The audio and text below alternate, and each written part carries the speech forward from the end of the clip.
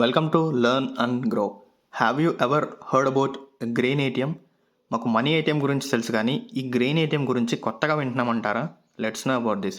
రీసెంట్గా Odisha government united nations world food ప్రోగ్రామ్తో collaborate అయ్యి ఒడిశా క్యాపిటల్ అయిన భువనేశ్వర్లో 24/7 గ్రెయిన్ ఏటీఎంని లాంచ్ చేయడం జరిగింది. ఈ గ్రెయిన్ ఏటీఎంకి వాళ్ళు పెట్టిన నేమ్ ఏంటి అంటే అన్నపూర్తి. అన్నపూర్తి మీనింగ్ ఏంటి అంటే ఫుల్ఫిల్లర్ ఆఫ్ ఫుడ్.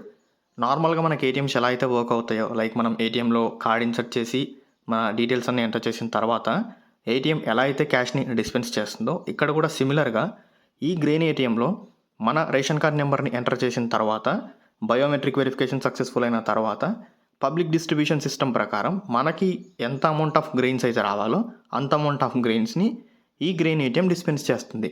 కరెంట్లీ ఈ గ్రెయిన్ ఏటీఎం యొక్క క్యాపబిలిటీ వచ్చేసరికి it can dispense 50 kgs of grains in 5 minutes.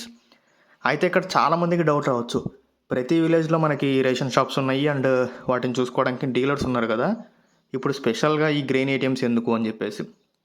కరెక్టే, ప్రతి విలేజ్లో మనకి రేషన్ షాప్స్ ఉన్నాయి అండ్ వాటిని చూసుకోవడానికి డీలర్స్ కూడా ఉన్నారు. కాకపోతే ప్రాబ్లం ఏంటి అంటే ఆ రేషన్ షాప్స్ని ఎప్పుడు ఓపెన్ చేస్తారో ఎప్పుడు క్లోజ్ చేస్తారో ఆ డీలర్స్కి కూడా కరెక్ట్గా తెలియదు. అండ్ ఈ గ్రెయిన్ ఏటీఎం 24/7 వర్క్ అవుతుంది కాబట్టి ఏ ప్రాబ్లం లేకుండా మనకి ఎప్పుడు కన్వీనియంట్గా ఉంటే అప్పుడు వెళ్ళి మనం తీసుకోవచ్చు. అండ్ ఇంకొకటి ఏంటి అంటే ఆ రేషన్ షాప్స్ దగ్గర క్యూస్ ఎలా ఉంటాయో అందరికీ తెలిసిన విషయమే. ఇది 24/7 వర్క్ అవుతుంది కాబట్టి మన వర్క్స్ అన్నీ కంప్లీట్ చేసుకొని మనం ఎప్పుడైతే ఫ్రీగా ఉంటామో అప్పుడు వెళ్ళి మనకు కావాల్సిన విధంగా గ్రెయిన్స్ని తీసుకునే పాసిబిలిటీ ఉంటుంది. కాబట్టి ఇది చాలా యూస్ఫుల్గా ఉంటుంది. Thank you for watching.